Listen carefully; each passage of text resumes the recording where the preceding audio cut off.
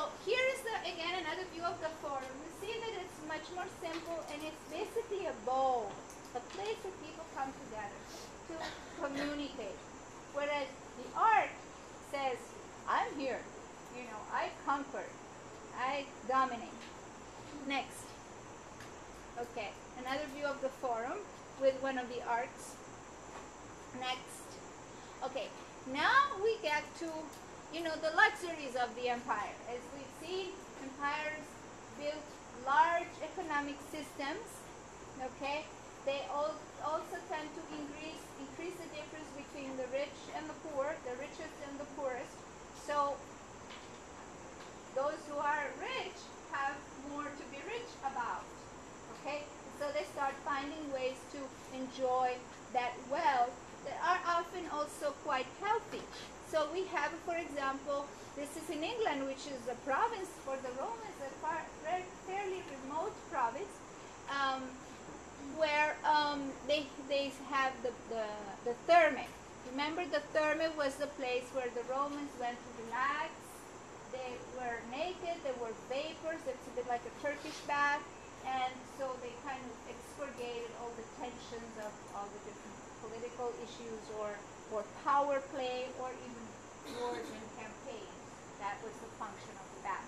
Again, remember, water is very important. Next. Okay, so they say that the Roman Empire held for 400 years, partly because, you know, there was too much advanced, you know, it wasn't a great idea to lose it.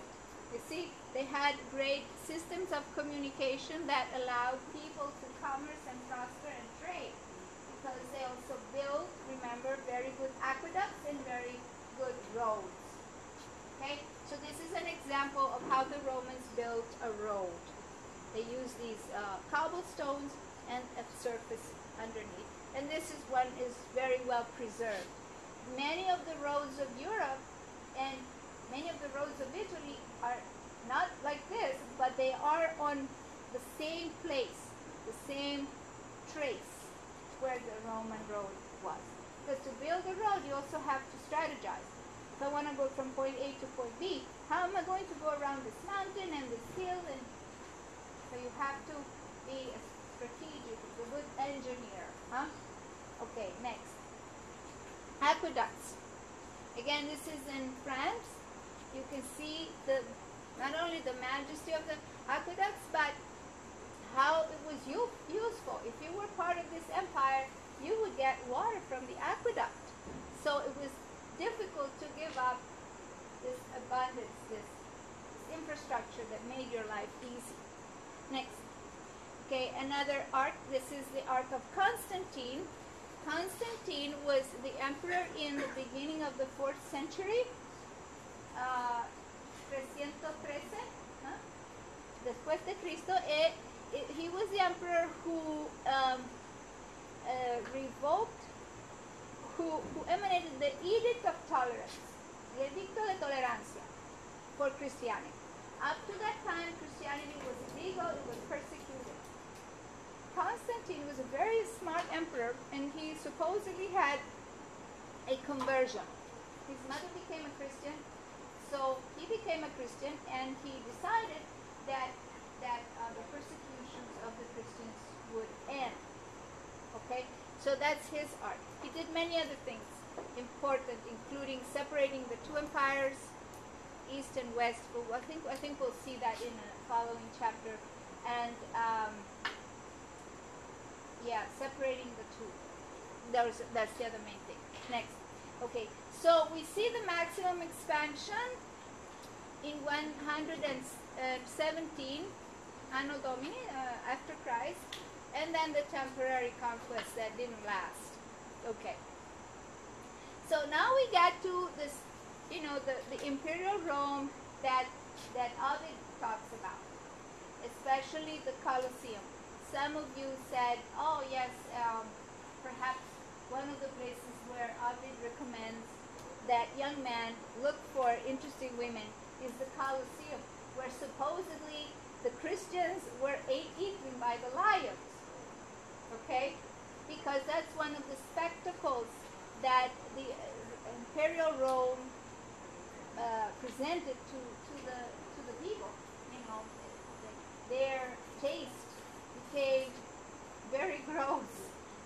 They enjoyed the spectacle of Christians who were supposedly the enemies, or other enemies, being eaten by the lions or other wild beasts. Okay? In a way, it was a way in which the empire could say, look, if you don't like us, it can happen to you. And also in which it could satisfy certain instincts without having that be a revolt against the empire. Okay? So this was, the Colosseum was one of the main arenas, and you see the grandiosity of it. You see how, it's not like for the Greeks, they found a bow and they built the stairs where the bow was. This is a huge operation to build this. It requires slave labor, it requires a lot of resources. And initially it was all decorated in marble. It was, very, very lush and expensive. Next. Okay, and you can see the interior. Underneath is where the gladiators and the other victims were hidden. And this was a platform. And so the spectacle would be on top. And underneath would be those who were waiting to be part of the spectacle. Next. And remember that the Romans had these huge conquests, so they could go to Africa and get as many lions as they wanted to bring them to Rome, and it was part of their pride that they would bring all these exotic beasts. Okay, then there are other aspects that I think Ovid liked more than the Colosseum, sophistication. This is the villa of one of the Roman emperors, Hadrian. So you can see again a lake, a body of water, something that calms you down, something a little more pleasant than wild beasts. Next. Okay. So then we have remember that together with Epicureanism, Stoicism, and skepticism, these were the philosophies of the intellectuals of the time, people who were cultured, debated if Stoicism was better than Arianism, skepticism, why be skeptical or not. But the people of the empire, the slaves of the empire, the losers of the empire, the poor people of the empire, were looking for something that would make them feel better, that would redeem them. So they were more interested. Professor, I have a question. What, in your opinion, what would you think that was more necessary? What for both empires, the Hellenistic Empire and the Roman Empire? In your opinion, what would you think that was more necessary to humanity? If the Hellenistic Empire or the Roman Empire? Okay. Well, the Hellenistic Empire, you're referring to Alexander's empire. It did not last. Okay, because Alexander died the year after all his conquests. So it was divided in four. Okay. So his dream of unification never happened. In a way, one could say that the Romans actualized the Alexander's dream of unification. Okay? That's what I can say, because they did take on many of the legacies of the Greeks of Alexander. But they actualized it their own way. Okay? And then times evolved as well. Remember that any empire, even a very well organized, will produce this disparity, this difference. Okay? It will produce an excess of slave population. It will produce a whole underclass. Okay? And the more it lasts, the more that disparity increases. Because those who have privilege don't want to give it up. Okay? And because the initial integration also dissolves, people start being unhappy for the other. And we can say that it's necessary. We can say that. I don't know.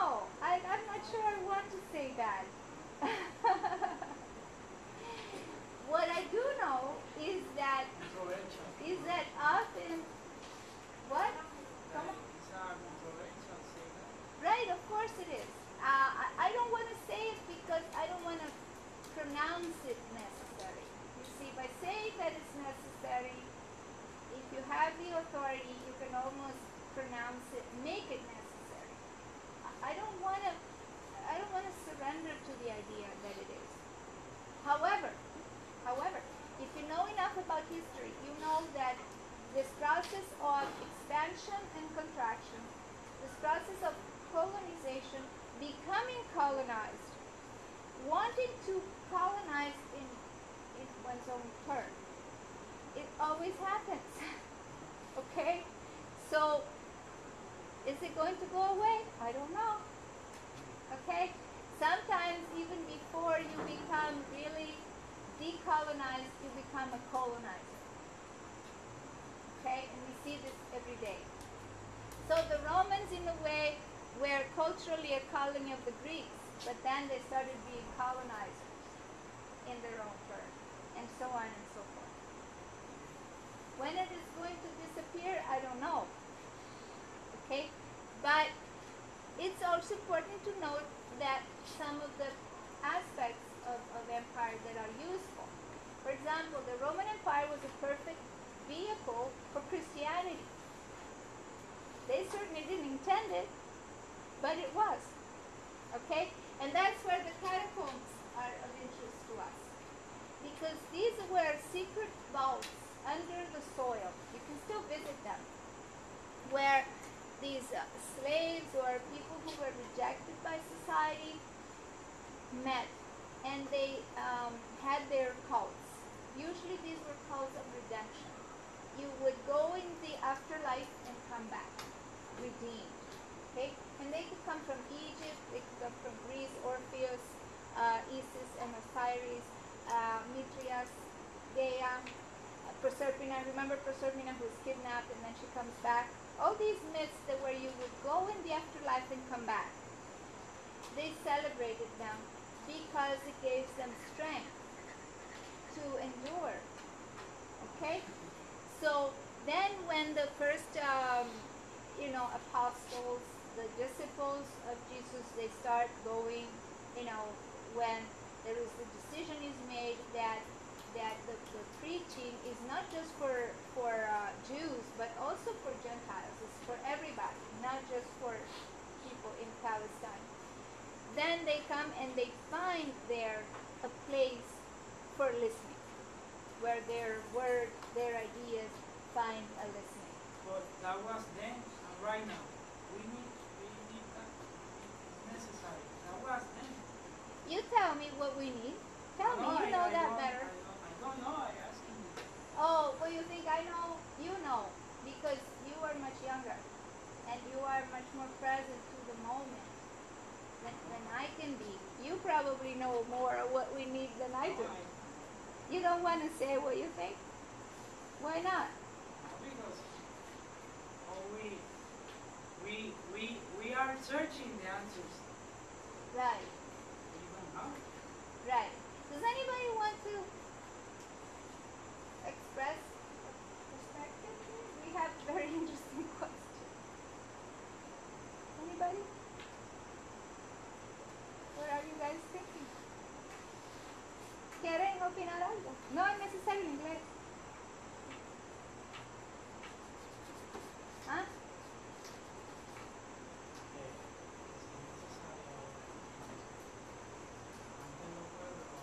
Repite la pregunta para que te escuchen Porque mejor. si fue necesario el imperio,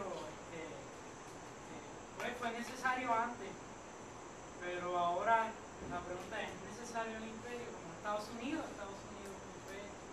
El ejemplo está lo de nosotros, si ustedes creen. Well, of course, the United States has traits of the Roman Empire. It's based on the Roman Empire. That's why you see so much attention in the Western civilization to Greece and Rome. When we really look at it, Greece and Rome, while very important, they weren't the only story happening. But then you see many schools, you see much more emphasis in individual mythology because their entire government is based on the republic systems of that. That's why it's a republic, not a democracy. They call it a democracy, but it is not really that. It's based on this. So as it is necessary, it's hard to say if anything is necessary. It just happens. And it's done, was it good, was it bad, you can't really say until it has passed. So is it necessary? necessary now, we don't know. When it's up to everyone, afterward and before deciding if was it okay, did I like what was going on? It does, no, but everything tends toward to like chaos and anarchy. So at the end, no matter how well structured the government, it will fall. So it's not about whether it is necessary or not. It is how can you maintain yourself? Like they did it because that helped for them in their sides. Okay. Okay. Y con, Lo que estás diciendo es bien significativo, maestro. Estás diciendo que cualquier imperio hay solo una cosa cierta, que va a caerse. Todo lo demás se puede dudar, pero que cualquier imperio va a disolverse, va a fragmentarse, va a transformarse en algo diferente. Eso es lo único cierto. pues una consecuencia natural que pase eso, se puede decir. Sí, que se fragmente, que se disuelva, es natural No, porque pero es que demasiado surja, grande. es una consecuencia natural. No sé. Que surja el imperio. Que surja el imperio. Yo pienso que nosotros nos dejamos llevar en base al conocimiento que nosotros tenemos. Y nosotros, como decía bien, nosotros cargamos con lo que ya conocemos de, como él dice, los Estados Unidos se basa, o la cultura o el gobierno que tenemos ahora se basa en lo que ya tuvimos anteriormente. Y pues ahora mismo nosotros somos pues un reflejo de la historia que tuvimos, un poco mejorada, pero yo pienso que se aprende de la historia, pero también vamos a tratar de realizar lo que conocemos, porque lo desconocimos está por aprenderse. Entonces por ahí que viene entonces que el imperio se cae y se rompe su fragmento. We're beginning to see now. We're seeing that the politics of what's in the United States is falling apart. Yeah. Yeah, the domination of the United States is the United States is losing its grip. And one of the questions is, how is it going to fall? See, is the fall going to hurt a lot, or is it going to be softer? Because falling is not exactly pleasant. So everybody tries not to fall, to hold on to whatever can hold instead of hitting the ground. And that can be a very painful moment. I mean, you can think of, Caligula, Nero, Claudius, all these terrible emperors, completely irresponsible emperors. That was the time when the empire was really too big to hold on to itself. Then you had some better emperors, Hadrian, more responsible, more stoic, more thinking more of the empire than of themselves. And then it goes like this, and then eventually it sort of dissolves. You see? But to go back to the present, I think that we, in our time, we really don't know the answers.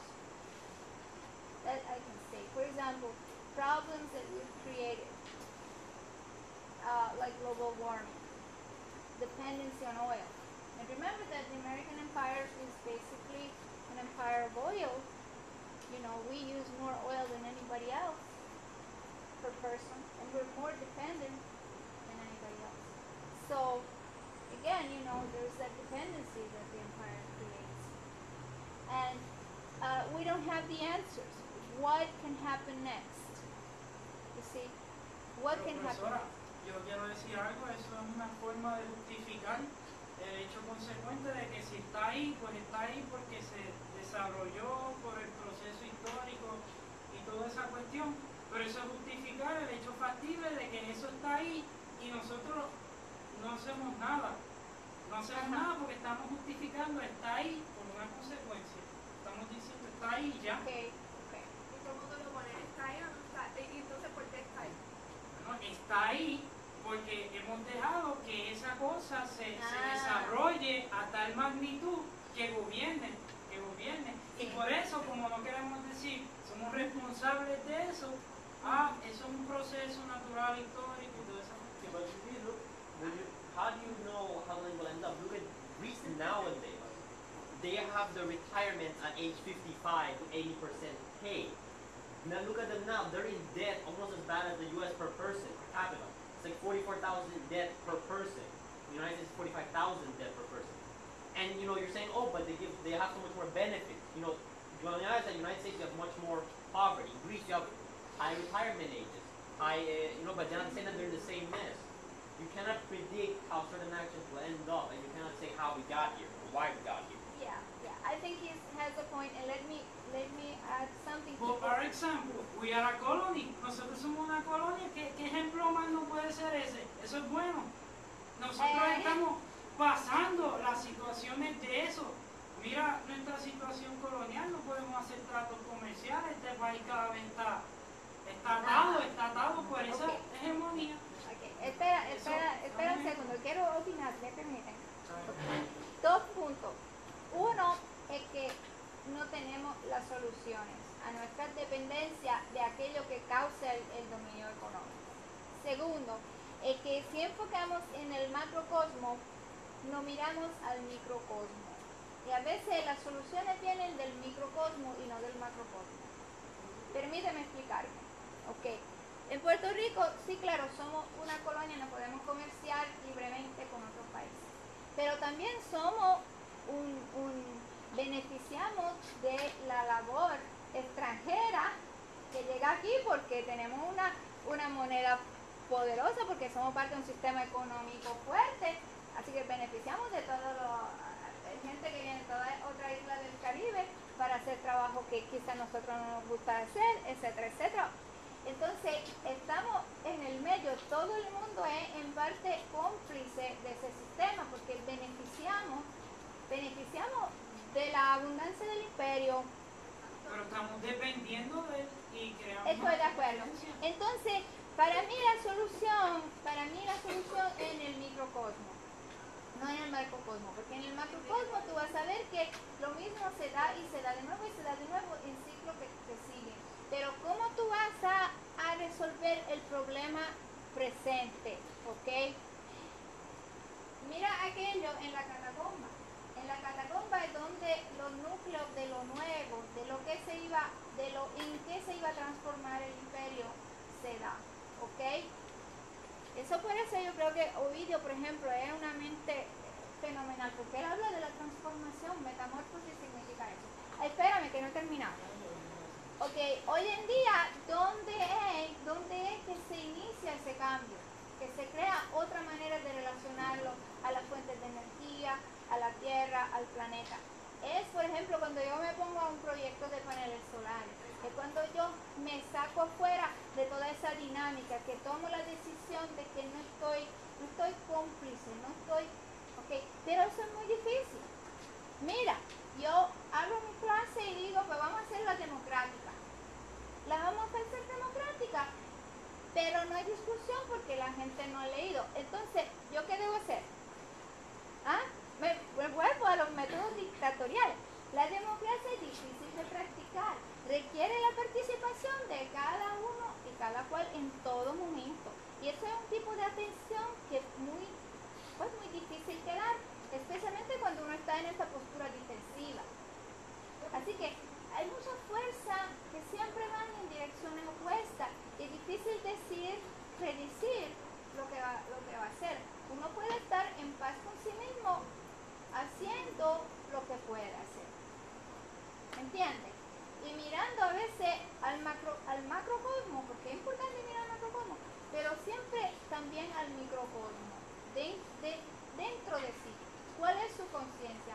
¿Qué ha hecho hoy para el mundo que uno desea? Eso es lo máximo que uno puede contestar.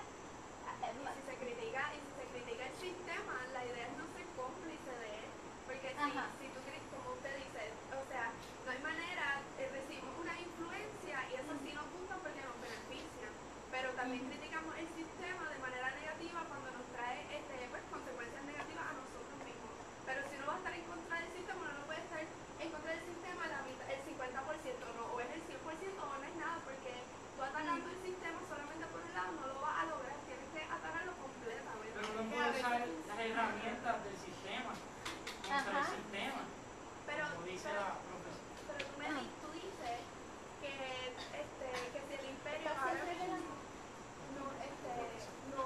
que si es necesario, ¿verdad? Y tú estás en contra. Pasado 15 minutos. Sí.